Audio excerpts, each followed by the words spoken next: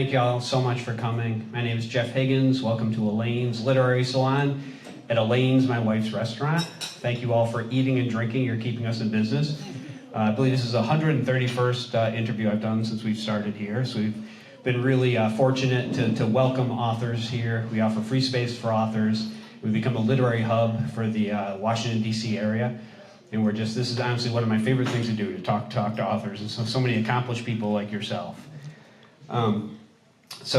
James Stejskal was born in 1954 and grew up in Nebraska. After trying college, he enlisted in the military and successfully passed assessment and selection to qualify for duty with the U.S. Army Special Forces. He served 23 years with Special Forces and Special Mission Units, conducting operations in many interesting places worldwide before retiring as a Chief Warrant Officer 4. He then served as a CIA officer until his second retirement in 2013.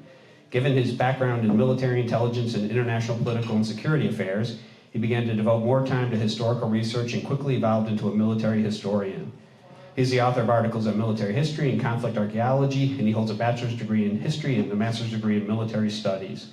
He's also worked as a consulting historian for the Namib Battlefield Heritage Project in a collaborative effort to record and preserve World War I battle sites in Namibia, and as a conflict archaeologist associated with the Great Arab Revolt Project in Jordan. James is a veteran turned military historian, conflict archaeologist, and author of 12 books, including Special Forces Berlin, Clandestine Cold War Operations of the U.S. Army's Elite, and Masters of Mayhem, a study of Lawrence of Arabia and the inception of modern British unconventional warfare, a military history matters Civil Medal winner. He writes a Cold War espionage fiction series entitled The Eater Chronicles that now comprises 5 books, is that right? 5 books. He currently lives in Alexandria, Virginia with his wife, Wanda. So please welcome James.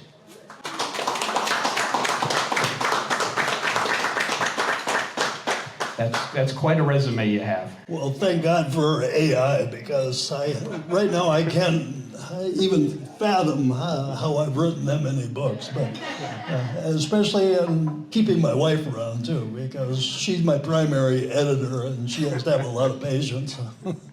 You know, we owe a lot to our loved ones to make them read all of our work. Yeah, and she's suffered through it all. So, I mean, let's start, before we get into your books, let's just start with your career a little bit. So, was it 23 years in Special Forces, and you were all over the world, I assume?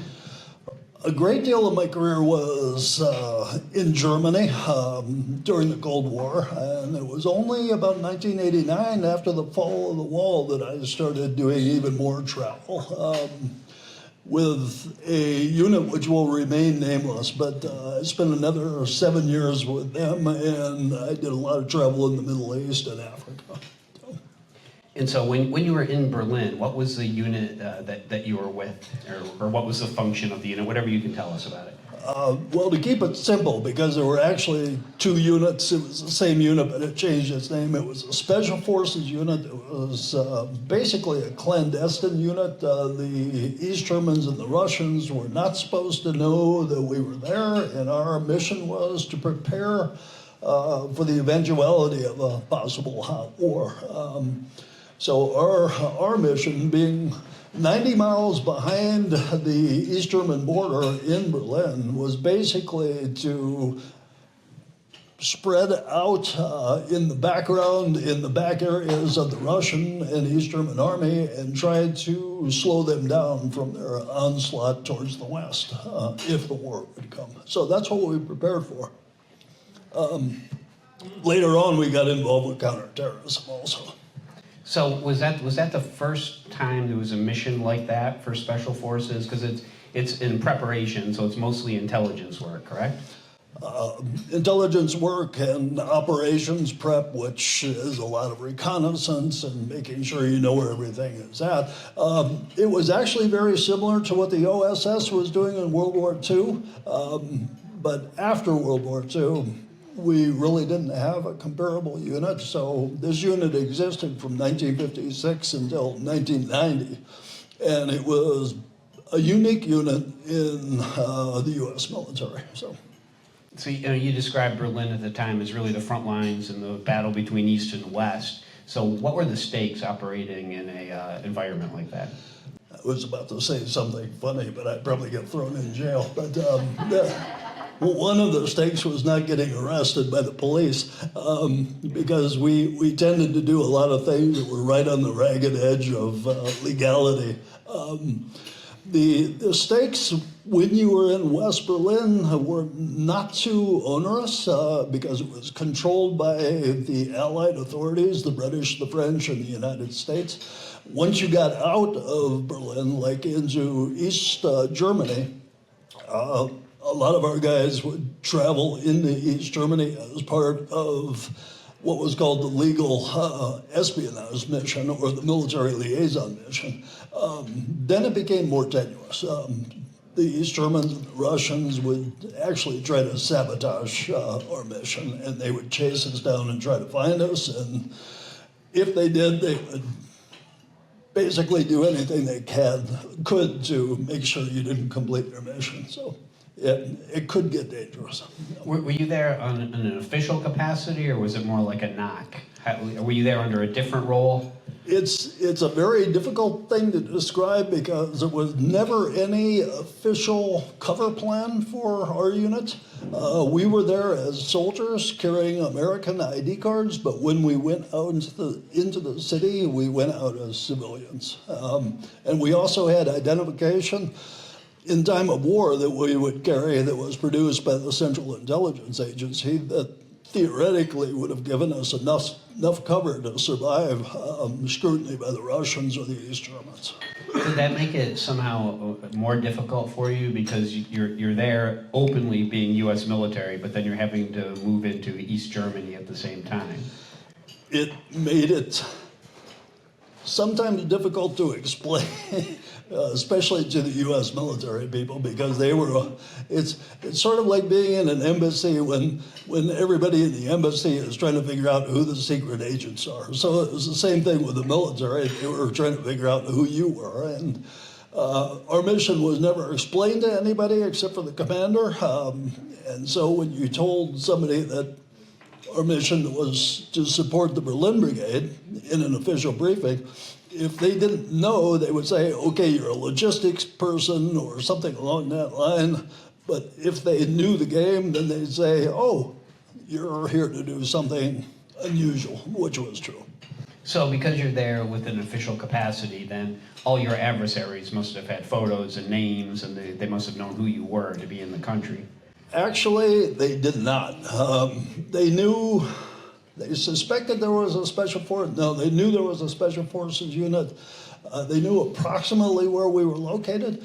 I went into the East German records after the fall of the wall and asked them to do a thorough search for anything related to the different units, specific names and things like that. And they came back with about 500 pages of documents which they thought were related. And out of that, I only found about 3 that actually mentioned the unit, but they never mentioned any of the people. So they didn't know who we were exactly.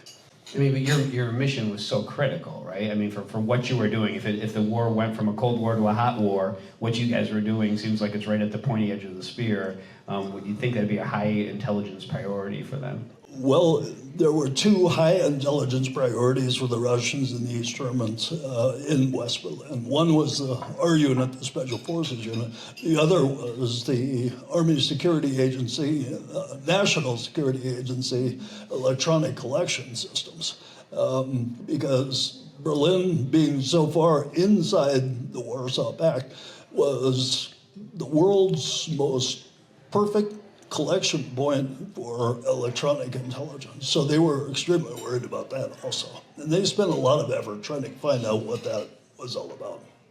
And what was it like for you as a person, because you were there for years, right? What was it like living kind of in that pressure cooker at the height of the Cold War?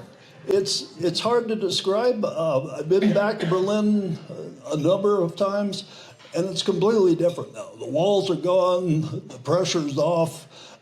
But at the time, for me, it was almost like living in a Jean Le Carré novel, because you're living in, we had 2 names for it. It was either the world's largest POW camp or a zoo, because you felt like you were in a cage. And a lot of people did not like it there. They could not adjust to it. But a lot of us, especially the guys that came from the big cities, Philadelphia or wherever, enjoyed it.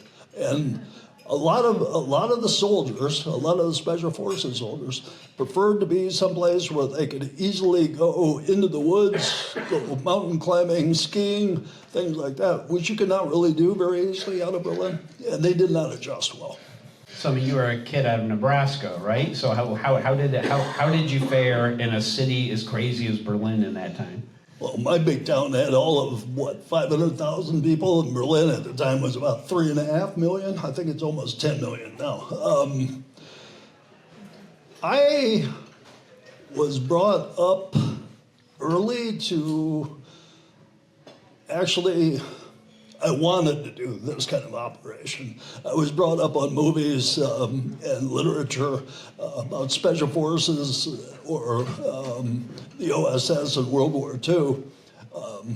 And then, of course, movies like Where Eagles Dare and Thunderball and Goldfinger, all these kind of action movies were going around in my head. And I was going as a kid, maybe, 10 years old.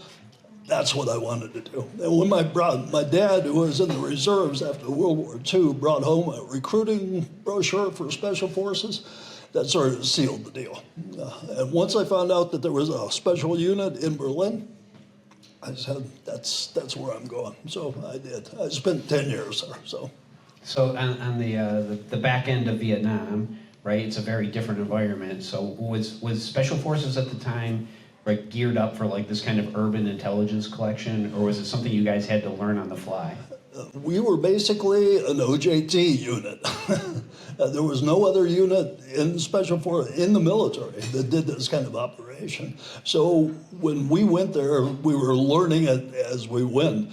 Now the unit was established in 1956, so there was a good basis there, and a lot of the people there were people that had fought in the resistance during World War II. We had a lot of Lajak soldiers from the Eastern Europe who wanted to fight communism. And they knew the basics, or most of what you need to know to work as an underground unit. Then we had trainers come over from the CIA, and they actually gave us a lot of instruction on the tradecraft required to survive in an underground environment in a clandestine manner. So I know you have a chapter on tradecraft in your book. It's been a while. What can you tell us about tradecraft at the time? Well, back then we did not have to worry about smartwatches, telephones, and GPSs and things like that. It was basically the same tradecraft that everybody's been using since the 1920s, 1930s. The Russians were really good at it, but basically how to communicate and operate as individuals in a hostile environment, how to communicate through secret messages, through dead drops, through personal meets in the back alleys like they show in the movies, things like that. A lot of it is pretty well known. You have to practice it to do it well. Surveillance, counter surveillance. You had to be able to do reconnaissance of a target without being seen, and that's downtown or out in the countryside. So all those things are pretty well known what you need to do, but you have to practice. So you were wearing local German clothing to blend in? I don't know if we blended in or not. Now, some guys blended in better than others. But yeah, we had a clothing allowance. They'd give us money and we'd go downtown and spend as much as we could to find the best clothes that we could find for that much money. And how did you did you have protocols? I mean, you tell you're being trained by a bunch of different units. Were there things you were just sort of making up as you went? As a mission presents itself, as you have to figure out how to do any specific kind of operation, you are following what an old grizzled Army colonel once told me, which was the MSU plan, which is to make stuff up. And it's really true because, you have to figure out what you want to do, and then you have to figure out the best ways to do it. So we relied a lot on old manuals, old books that told us the direction we needed to go, but then we would have to refine it and do it ourselves until we were competent. That was especially true when we picked up the counterterrorism mission in the 1970s. Berlin was the first U.S. military counterterrorism unit, and we had to use all our resources to figure out how to do that. You have to use guys that know how to shoot. You have to use guys that know how to work in buildings. We had to sometimes use the employees of Pan Am to show us how to get into their airplanes quickly. And so it's all a learning process. You're continually learning, refining, getting new equipment, improving. It's a continuous process. Does anything stick out in your memory as something creative that you did to overcome a problem and accomplish your mission? You just put me on the spot. I can think of a few things that we did that told us how not to do things. And Those are the best stories. Yeah, well, that's what Edison said when somebody said he had 10,000 failures to make a light bulb. He said, no, I found 10,000 ways not to do it. No, we were doing things like practicing with explosives to get in, to go through doors. You see that quite often in the TV shows now. And one of the probably most dramatic incidents was when we blew a steel reinforced door with just a smidgen too much explosive. And not only the guys on the inside of the room, this was a training exercise, were luckily not hurt, but they were in the far side of the room. But the entire team on the outside was also knocked down, so everybody was in shock. And so we reset and tried it again. But it opened the door. It opened the door, yes. Just we couldn't do anything with it at the time. Getting back to the original mission, who was it? The KGB that was the most formidable foe for you? They were the most present, the KGB and the GRU, the Russian military intelligence. The third most dangerous was the East Germans.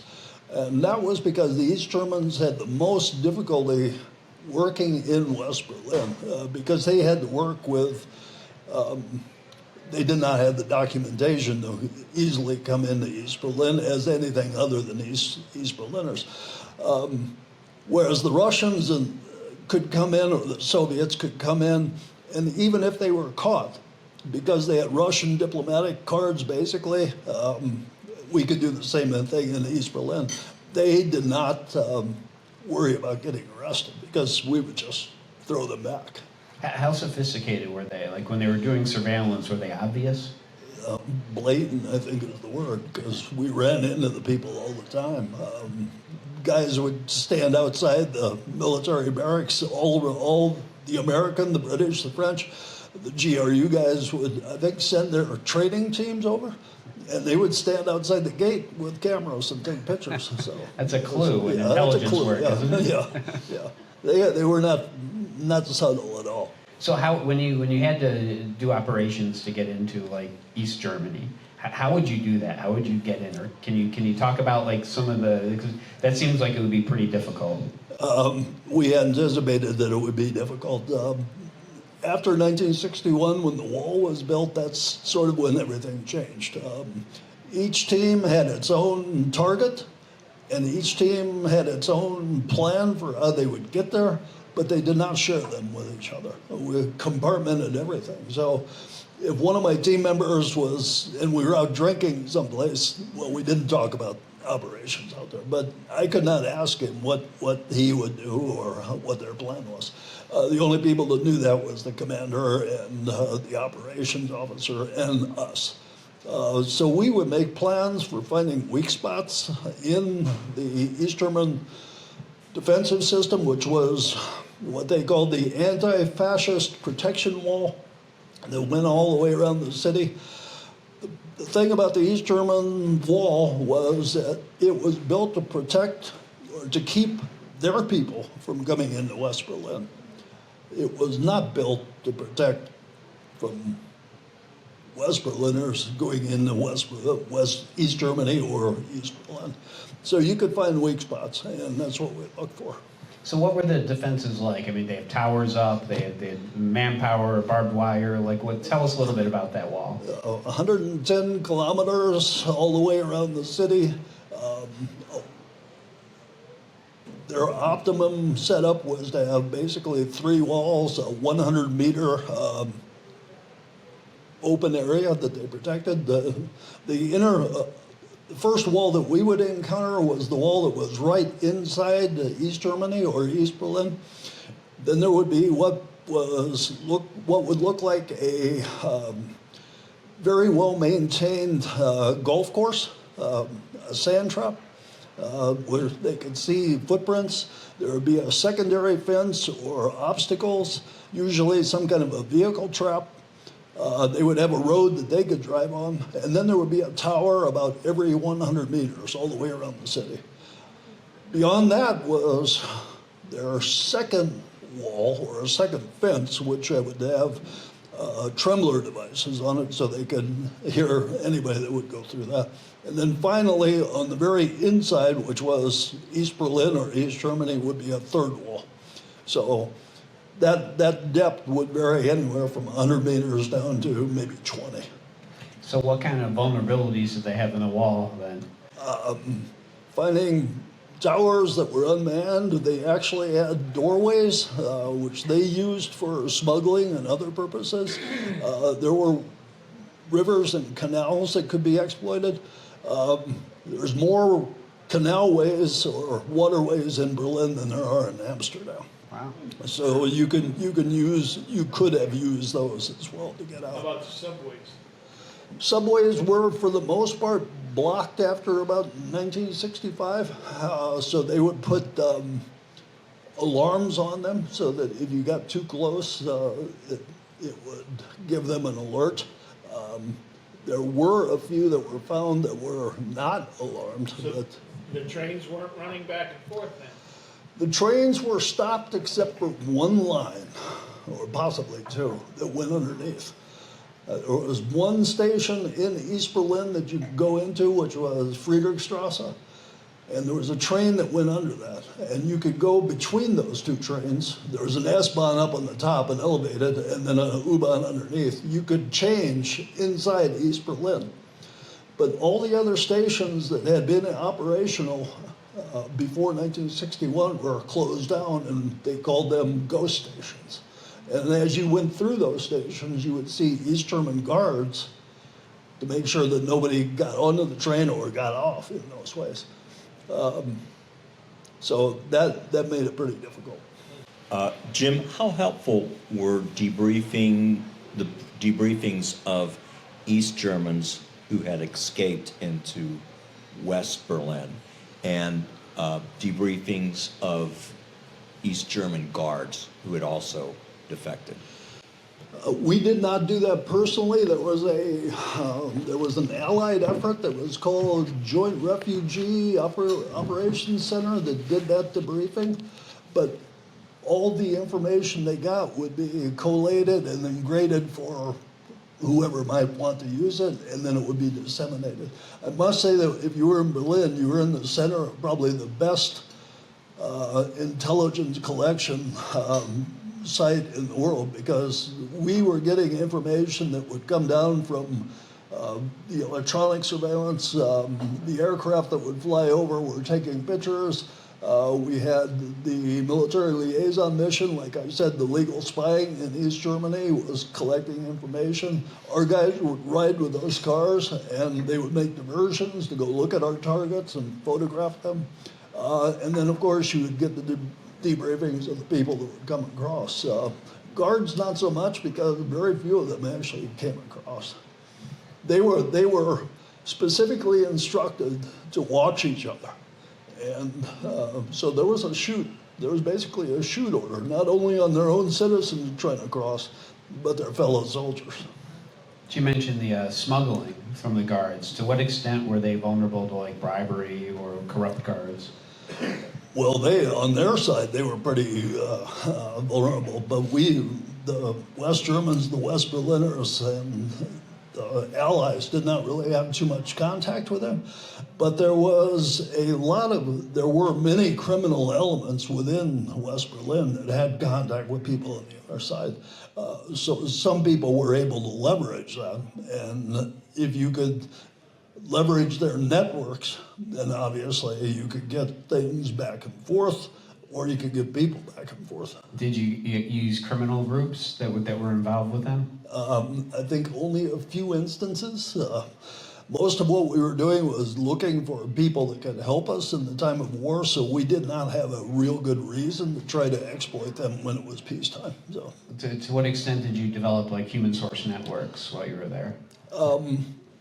unless you were a member of the CIA or DIA, one of their human collection teams, you were prohibited from recruiting a source. Now, you could look for the right people, you could develop them or assess them and see if they might be good for your use or develop them. But when it came to the point of recruitment, we were forbidden from doing that. So they're waiting for the hot war to start before you actually recruit the person you've been prepping? Yeah, like at 12:59, you're supposed to go out and figure out what to do. When 1 o'clock is the time that the war kicks off. What was the relationship with the allies that were there, and to what extent were you working against each other or spying on each other? I don't know how it was in the intelligence unit, but we did not spy on the French or the British. We had mostly some personal relationships. When in the late 70s, when the British 2 Para, the 2nd Parachute Regiment, came over, we ended up developing some good relationships with them. Unfortunately, a lot of our best friends were caught up in Northern Ireland. We also had some good relationships with the German police, what they called their Special Operations Command. Not to the point that we were telling them what we were doing. They thought we were doing counterterrorism stuff, but those were the kind of people that we would look for that might be able to give us help in the future. So, You mentioned the changing mission to terrorism. Which terror groups were there? the Baader-Meinhof group at the very beginning, what later became the Red Army faction, the Red Cells. To some extent, there was cross-fertilization with the Italian Red Brigades. Carlos the Jackal was operating from time to time there, mostly against the French because he hated the French. Libyans also. Libyans came across to blow up I forgot the name. Yeah, the disco. Several Americans were killed. There was, Iranian groups too. Especially after the Ayatollah took over, Iranian intelligence groups were trying to assassinate a lot of Iranian dissidents were in the country. But our major worry was the RAF and the Red Cells primarily. So what kind of counterterrorism operations were you conducting? Well, we were doing a lot of training. We did preparations for the TWA, what was that, 747? TWA 747 that was taken in Algeria. We were alerted for that. We actually... 847. TWA 847. We were actually alerted and moved forward, but the plane flew into Beirut. And when that happened, we weren't going there. The Achille Lauro, once it was captured, the biggest operation that we had, though, was the Iran hostage rescue mission. And along with another force, which is commonly known as Delta, our unit was tasked to prepare for that and go in and do the actual rescue of American hostages. What can you tell us about that mission? Well, the best part about that, it was a tragic mission because it failed. It failed because of technical difficulties, mechanical difficulties more than anything. The most successful part of that operation was the operational prep that two soldiers from Detachment A, Special Forces Berlin, did inside Tehran. Because of our training, because we were the only Special Forces unit that were doing clandestine operations like that, two of our people were selected to go in as civilians, under civilian cover, extremely dangerous at the time, to do the reconnaissance and preparation to find the routes in to the embassy and to another target, which was the foreign ministry. And they successfully went in and did all that operation, collected all that information to permit the American forces to plan for the eventual rescue. Unfortunately, everything collapsed when the helicopters failed to deliver, basically. So, how long did it take you to write this most recently? What is this, like book 7 or 8 or more than that, right? What number book are we on here? 12. Impressive. So, how long did this take you? Five nonfiction and 6 nonfiction, 6, I'm working on the 6th fiction. That one took about a year to put together, but really that's my homage to Berlin, because I spent so much time there and it's one of my favorite cities. It's not a city like Vienna or Paris, or even London.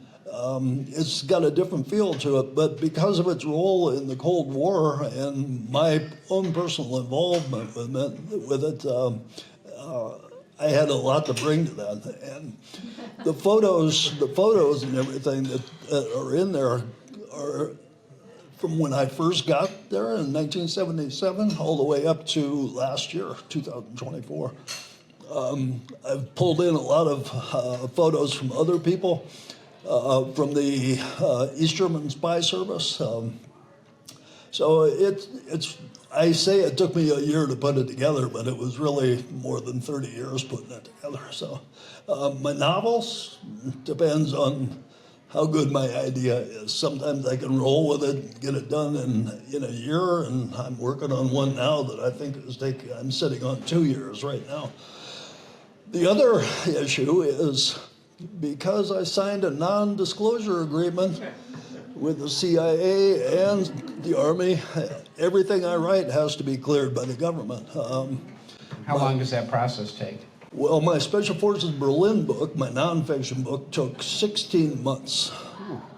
My fiction book out there, The Ratcatcher of Berlin, took 12 days. So you've got a big variance there. So you wrote this so quickly, and it's a nonfiction book. So obviously, it took a bunch of research. How much research do you do, and where do you do your research? Tell us a little bit about that process, because you're a historian. You know this stuff really well.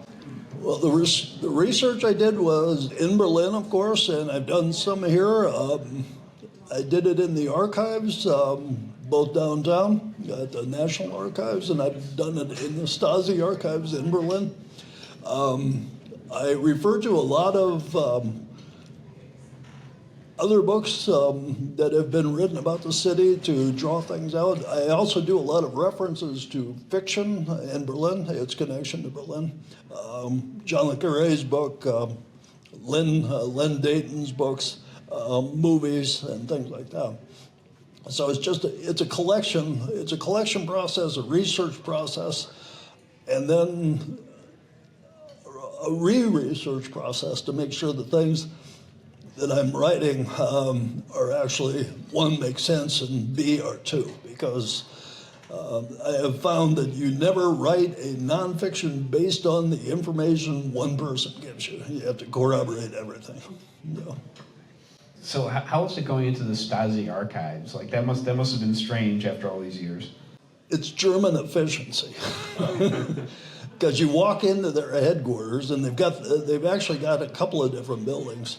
One is actually in the old American barracks inside West Berlin, where we worked.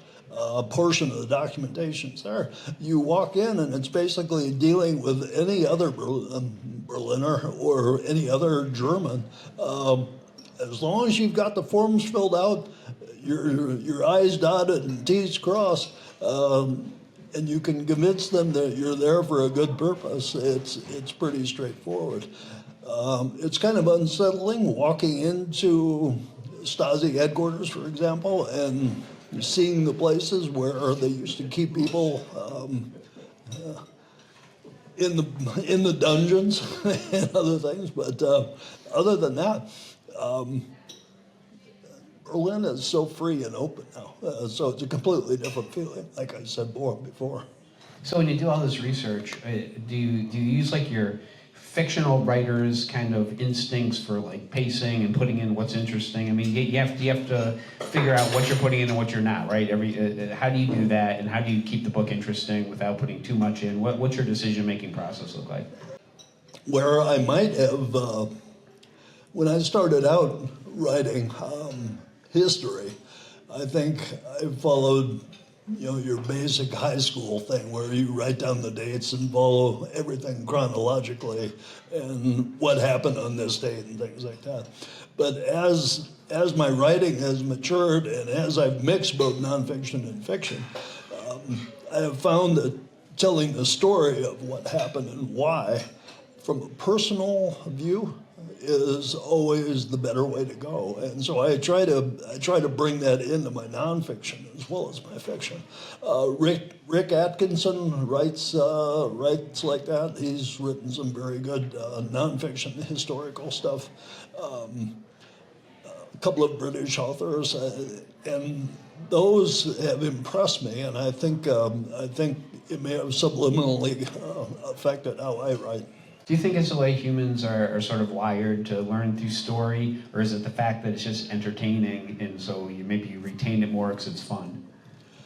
I just like to tell the story so that people will be interested in what happened and how it happened and the feelings of the people behind it, rather than just a rote recount of the events, and try to make that as interesting as possible. Do you prefer writing the fiction or nonfiction? Because you're doing both. You're sort of going back and forth. Yes, I do. Yeah, I haven't decided yet. I'm working on it. In your fiction, did you have something coming out now, or did the last Snake Eater book already come out? Yeah, the last one came out in April, and it's called The Ratcatcher of Berlin. And I jumped into my fiction about my unit. When I started writing these, it started about the time I started in the unit, 1977. But the unit had been there already 25 years or so. And so I wrote 4 novels from 1978 or so on. And then I basically backtracked, and the 5th novel is now what I call the origin story of the unit, and it's based on some stories that I heard but could never really corroborate, but then I got some additional information from people, and by sorting through the Stasi archives, I was basically able to assemble what I call faction. A story based on fact, but actually fiction. Those are the best kind, right? Yeah, I think so, yeah. So you want to just tell us a little bit about your process when you're writing? You have so many writers in here, and it's a little different for everybody. Are you one of these write every day guys? Do you write at a certain time, certain place? Well, if you're asking me how I write the story, I have no clue, because generally I start out with one idea, and then the story develops from there. I have had fictional stories that I knew the beginning, the middle, and the end, and that's basically because I'm tracking historical events, so that's historical fiction. But when I have to make up a story, then it basically builds in my mind, and it might take any one of 16 different paths as I'm writing it. I get up in the morning after my coffee, and I generally spend several hours trying to put things together, and sometimes I'm on a roll and I can put together 1,000 to 2,000 words, and other days I might get 35. So it's an ever-changing process.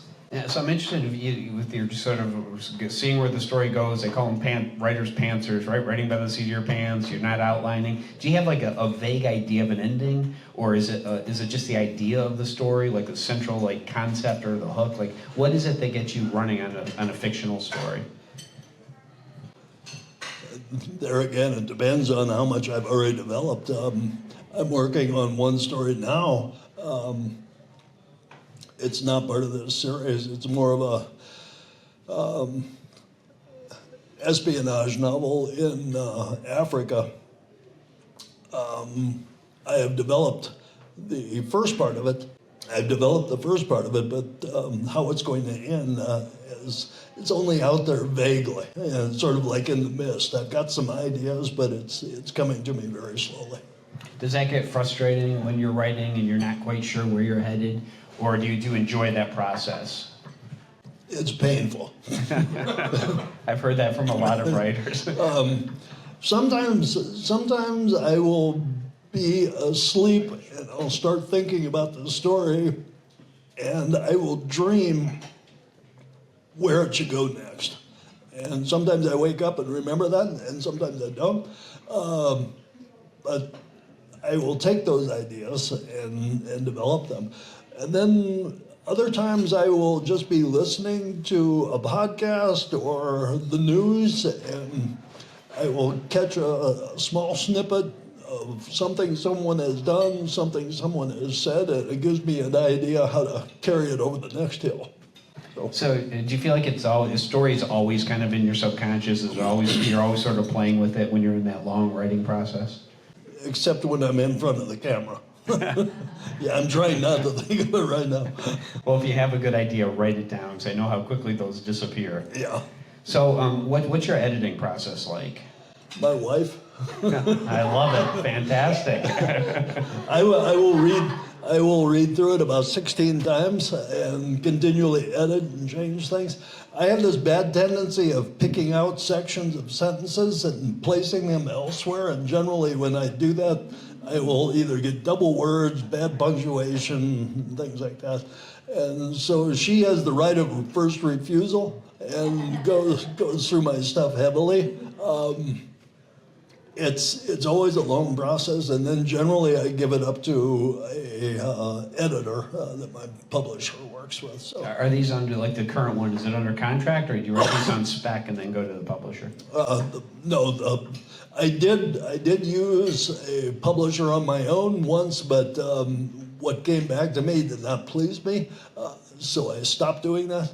And now I rely, once we get the final draft, the final manuscript done, it goes to the publisher, and then they contract out with an editor. And is this Double Dagger, is that right? Double Dagger is doing my fiction. They actually did that nonfiction, the first one.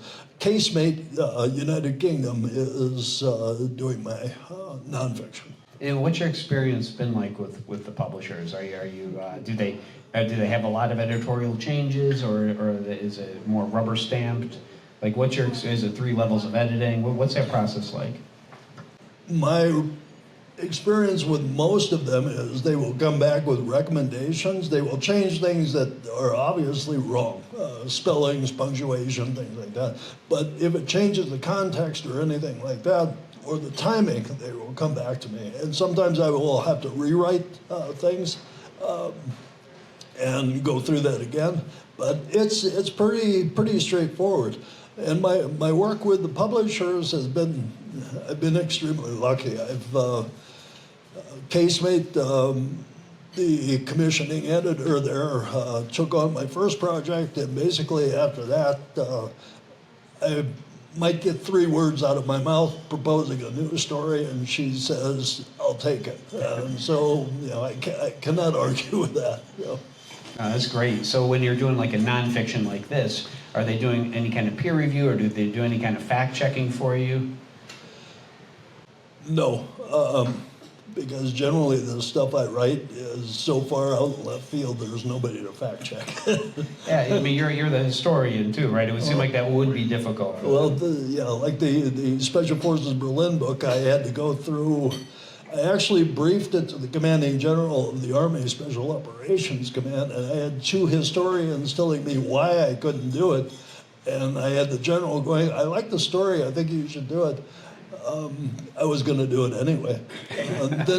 Then I had to rely on the pre-publication review board for them to give it a green light. And that was it was interesting because that book specifically opened up the history of that unit. Nothing had been written about it before, and it was classified. And with the publication of that book, it was declassified. But the unit had ceased to exist for over 30 years, so it was time to write the history. I mean, it's strange that the Army wouldn't be more excited about a book like this, right? Because I heard that unit referred to as like the crown jewel of Special Forces, and it was such a unique unit. Why wouldn't they want to trumpet their successes? I think there might have been some jealousy involved because these were the 2 command historians for Army Special Operations Command. They may have wanted to write it themselves, but that's the problem, is those people had no connection to the unit. They had no personal experience with it. Whereas for that book itself, I interviewed and talked to probably 75 people to end up writing it. And you did that all in basically a year to write this book? Oh, or was not that one. Okay. That was the Special Forces Berlin. This one I didn't have to interview so many people. The Special Forces Berlin book took about 4 years to put together. Yeah, I mean, that seems about right for that level of research, especially with all those interviews. Was there anything in your research process for any of these nonfiction books that really surprised you, that you hadn't been expecting, some kind of gem that you came across? Well, the gem that I used to write my fiction book was one thing that surprised me, but you have to read it to find out what it is. Oh, teaser. Yeah. The other thing was how many people, it was interesting because I went to a lot of people and they said, especially the guys that were in the unit very early on, in the early 60s, they said, I can't talk to you. I signed a non-disclosure agreement, et cetera, et cetera. And so I had several people hang up on me. I had a number of people that wanted to talk to me, luckily.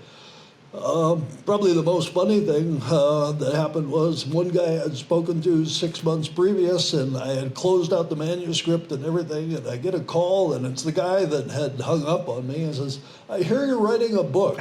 And I said, yeah, I've got some stories for you. I said, okay, whatever.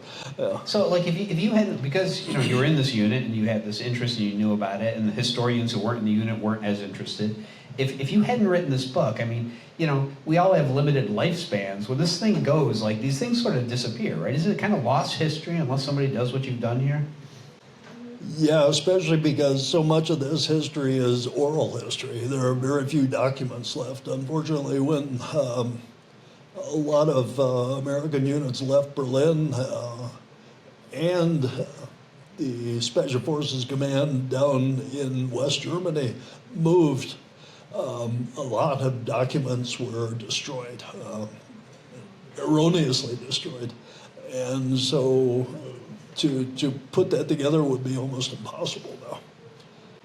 So, what do your publishers do to help get this book out there? What do you do? What have you found? I'm always curious with authors.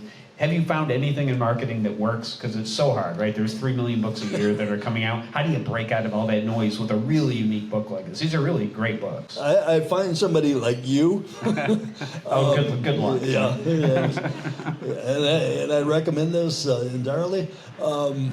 Some companies do better than others. Double Dagger is very short-staffed, and they've got a lot of good books, and they don't have the ability to do a whole lot of marketing. Marketing is expensive.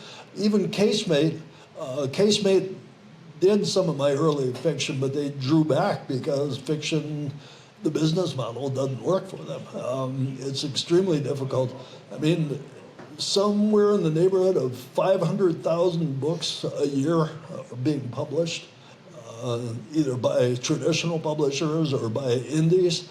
And to market that in this day and age, and you're dealing with, you've got some assistance with social media, but the cost of doing it, the time involved it's extremely difficult. So the author has to do a lot of work himself. So that's what I do. I spend a lot of time on that. Is there one thing that you would tell somebody who's thinking about writing a nonfiction book, or is there one thing you've learned through this process that you could give advice to like a new writer? Well, first thing is write something that you are interested in, or write about something that you have an interest in. Try to find as many people as you can that know about that field and interview them, talk to them, and then spend as much time as you can putting it down on paper. You might have to do a lot of research or you might not, but if you're not interested in the subject, I've had this happen to me a couple of times where people would ask me to write something about a subject I was familiar with but not really terribly involved with or interested in. I couldn't do it. And so that makes the big difference, is really have an interest in it. So now that you have this book out, is there one thing or one moment in your time in Berlin that sticks out to you, like one kind of hairy moment, or one moment that was a close call, or something that when people talk to you about Berlin, that's the one thing your mind goes to? I had a very good friend of mine remind me a couple of years of a story. His nickname was Pancho. He said, "You remember that time we came back from West Germany and you were driving that brand new turbo Saab that you bought?" I said, "Not so much." He said, "You remember when I asked you to go off the Autobahn like we weren't supposed to do, to stop at an East German Imbiss to get me some food?" And I said, "Keep talking, John." And it kept going from there. We pulled up in front of this. It wasn't an Imbiss, it was a small restaurant. And I had the oval tax plates on the car, so people thought we were German and they didn't know we were Americans. So we got out, and John, naturally, he had a large appetite, got some food, and we're talking to them, and they wanted to look at the car because they've never seen a Saab turbo before. And we're talking about the car, and somebody goes, "Your accent's kind of funny. Where are you from?" And we go, "Oh, we're Americans." Suddenly there was nobody in the restaurant. And I said to John, we're running behind anyway because we had a 2-hour limit to get from here to there. And so we hop out, and as we're leaving, a green and white Trabant, Volkspolizei, tucks in behind us and turns on its lights. So we did about a 30-minute escape and evasion drive to get back onto the Autobahn and show up at Checkpoint Bravo about 40 minutes late. And then we had to explain to the MPs why we were late. We made up that story. But anyway, I did not get thrown out of the unit, and neither did my buddy, but we had a good time. I love it. Maybe not telling people you're Americans would be part of your protocols going forward. A small lesson learned, yeah, whatever. Like you said, it's another thing you shouldn't do. We were trying to pay in dollars, so that had this. All right, I'm going to come around with the microphone for both of the podcast and for this one. So if you have any questions, please just raise your hand. Get one in the back. Yeah, thank you. So question, knowing that being over in Germany, all Americans aren't getting all the information of what's going on and what the stories are, what would have been one thing or a couple of things that you wished when you were over there that you wish Americans would have known? There's somebody in this room that could probably speak to this better than I can, but had we known more definitively about the strength and capabilities of the Russian and the Warsaw Pact armies, we might not have had to spend so many years in that position. But you can't change history. We were extremely lucky just in how we managed to survive without going to war. There were a couple of instances where we came very close. 1983, the so-called Able Archer exercise. And had we known about that, and I did not know about it until later on, we might have prevented, well, it ended up being okay, but it came very close to possible war. So things like that are things you think about now, but you can't go back and change. There are instances I remember where we came very close to war, not just us, but the entire European consortium. One of the ones I mentioned, remember very clearly is when Poland was starting to break up, go to its new government. And our electronic intercept system had very good, like I said, excellent capabilities. They they disseminated a message, a telephone conversation they had received where the Russian prime minister, not the prime minister, the General Secretary? the party chairman, or Communist Party chairman, called the president or the chairman of the Polish government, and he said, basically, if things get bad there, do you want Russian troops to come in and help you stabilize the situation?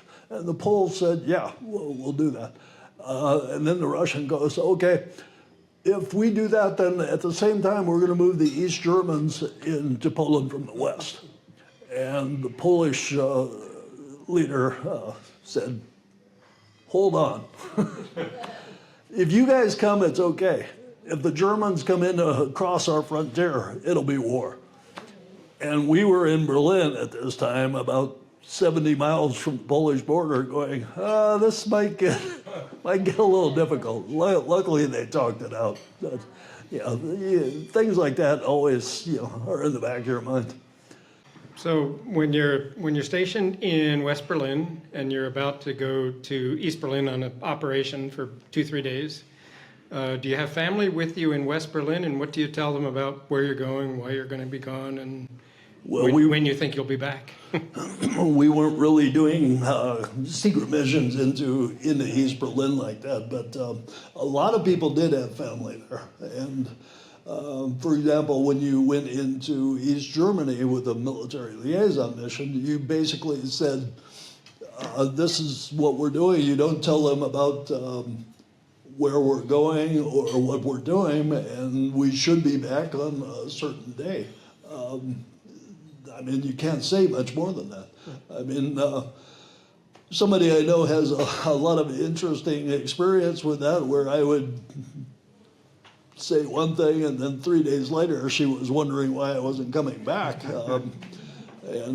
So it's always difficult being a family member when you're married to a serviceman or anybody involved in this kind of stuff in the government. My fondest memory of scaring my wife was when I called her on New Year's Eve, 1993,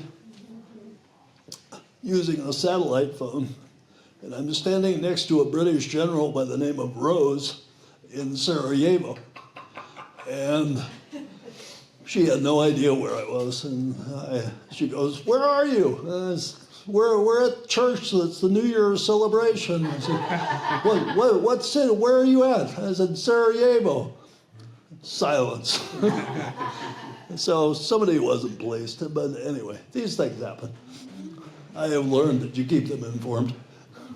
Thank you, Jeff, for hosting this discussion here. But Jim, I wanted to ask you if you have a single most harrowing experience that you had, whether with like an East German officer or a Soviet officer, or the single most like scary moment you may have had on the eastern side. I've had interesting things happen like that in other locations, but I never really had anything that scared me as much as going in front of the colonel of my unit and having him stare at me for about a minute before he told me to get out of his office. That's all he said. I've had people pull guns on me in other countries, and I'd have to explain to them, that I am not a bad guy, but not so much in East Berlin or West Berlin for that matter. So. Real power, right? Yeah. Real power. Lucky, actually. Jim, thank you for coming and doing this talk. We really enjoyed it.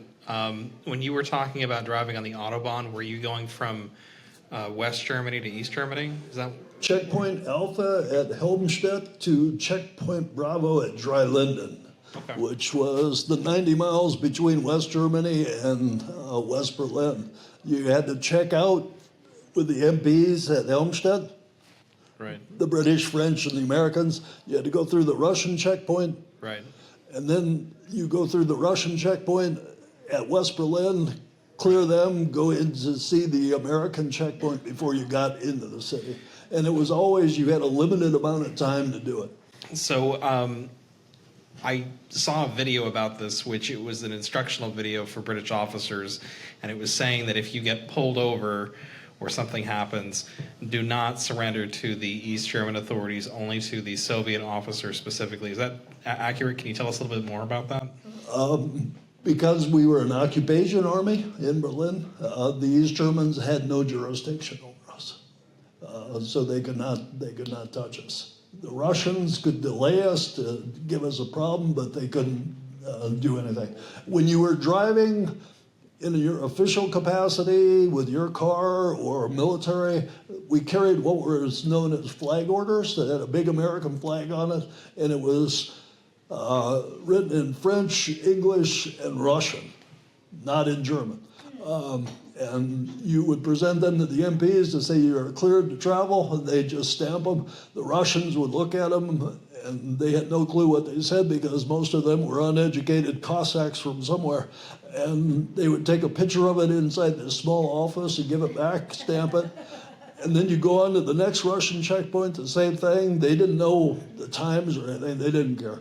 And then you go to the final MP place where they'd say, okay, you made it on time or you didn't make it on time. And so, by the way, our excuse was a flat tire, why we were so late. And while I was inside explaining this to the MPs, the guy said, yeah, sure, right. And he goes, let's go check your car.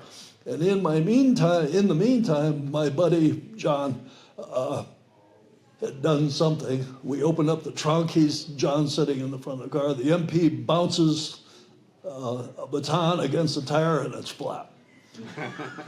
So John, you wonderful guy, he had emptied the air out of the tire, anticipating what I was going to say. Anyway, that was probably one of the scarier moments. Good tradecraft. Yeah. Other questions? Have you ever driven a Trabant? A Trabant? Why would I want to? My friend up front, and I both have a similar story. As I saw a Trabant after the opening of the wall on Autobahn number 9, just north of Nuremberg, what was left of it, I saw a tire sitting in the middle of the Autobahn. And about 50 feet on was a big, huge 450 Mercedes that had barely a scratch on it. The Trabant had been vaporized when the Mercedes ran over it. So this is not a good car to drive on the Autobahn with. Hey, thank you. Hey, Jim, real quick. There was a constant problem and a constant issue with cover for the unit. In many cases, individuals lived in military housing, et cetera.